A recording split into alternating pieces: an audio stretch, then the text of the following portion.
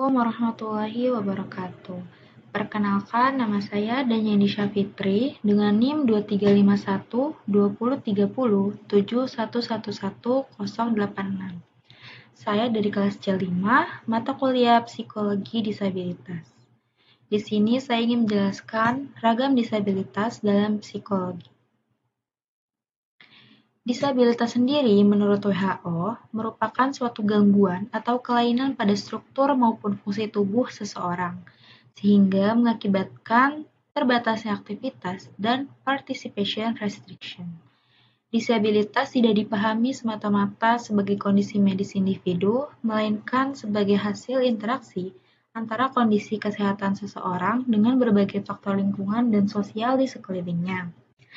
Setiap sikap masyarakat, kebijakan, serta aksesibilitas fisik dan informasi.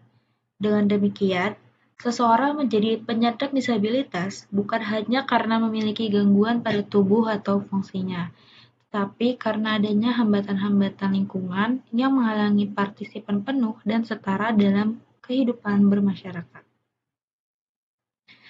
Ragam-ragam disabilitas di sini dalam konteks pendidikan menurut Halan Kaufman dan Pullen membagi anak berkebutuhan khusus ke dalam beberapa kategori, seperti gangguan penglihatan, gangguan pendengaran, disabilitas intelektual, gangguan emosi dan perilaku, gangguan belajar spesifik, dan lain-lain. Di sini ada contoh 9 gangguan ragam disabilitas. Yang pertama ada tunanetra, tunarungu, tunadaksa, tunalaras, disabilitas intelektual, ADHD, tunawicara, learning disability.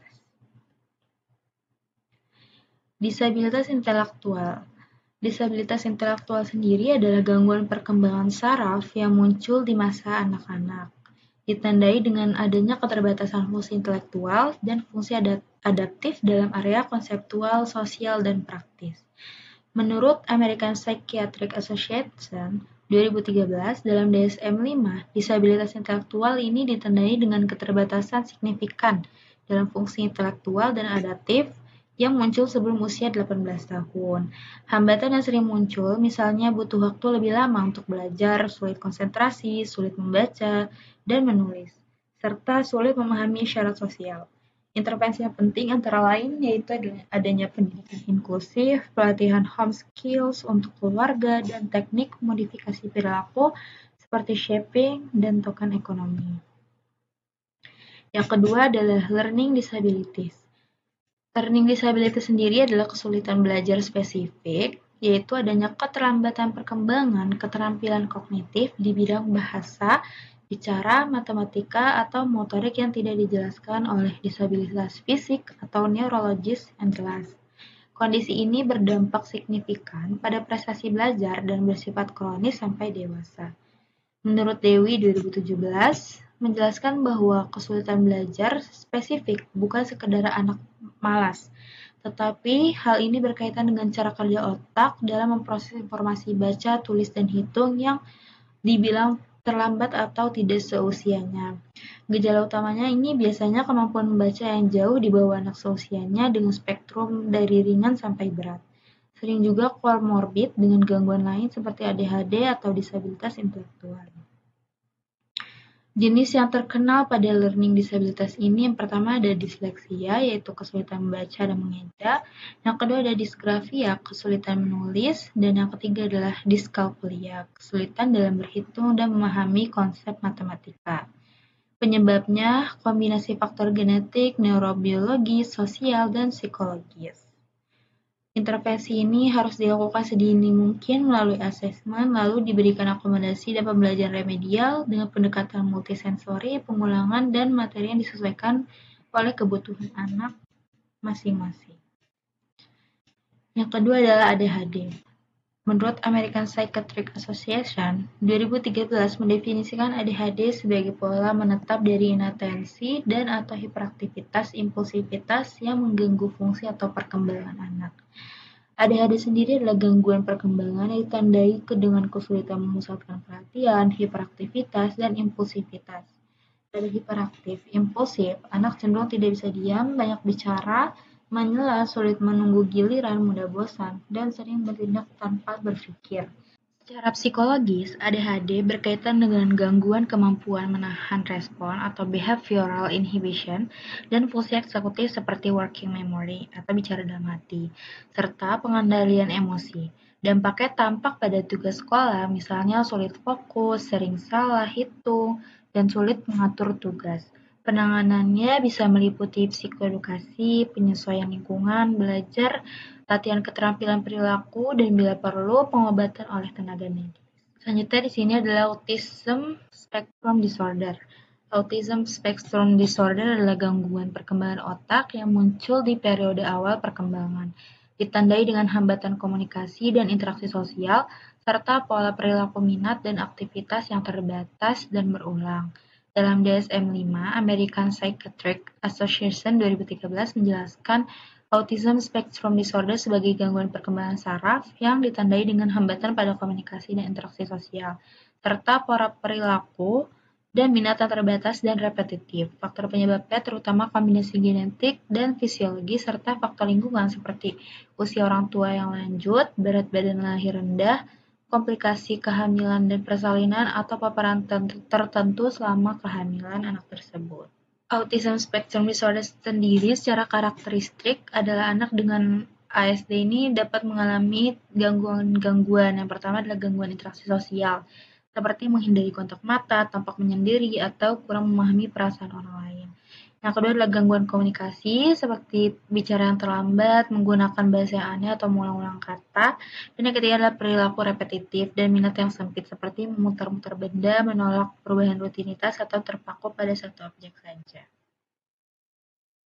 Selanjutnya adalah tunanetra. Nah, tunanetra adalah keadaan ketika seseorang mengalami gangguan penglihatan berat, sehingga memerlukan alat bantu yang khusus untuk berfungsi lebih optimal dalam belajar dan menjalani kehidupan sehari-hari.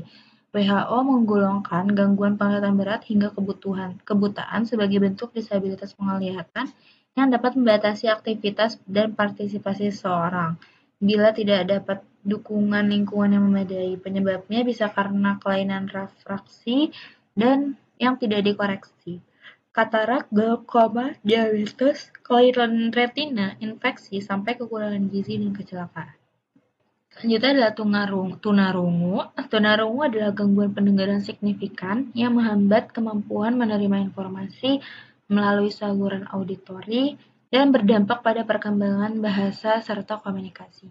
Sehingga anak memerlukan layanan komunikasi khusus, misalnya bahasa isyarat, membaca gerak bibir, atau alat bantu dengar. Menurut Mangungsong 2009 menekankan bahwa hambatan utama bukan hanya pada pendengaran, tetapi juga pada pengembangan bahasa dan komunikasi. Tunarungu sendiri ini dibagi menjadi dua. Yang pertama adalah deaf, yaitu orang dengan kehilangan pendengaran berat. Yang kedua adalah hard of hearing, yaitu adalah mengalami gangguan pendengaran ringan sampai berat, masih menggunakan bahasa verbal dan sering dibantu oleh alat bantu dengar. Selanjutnya adalah tunawicara.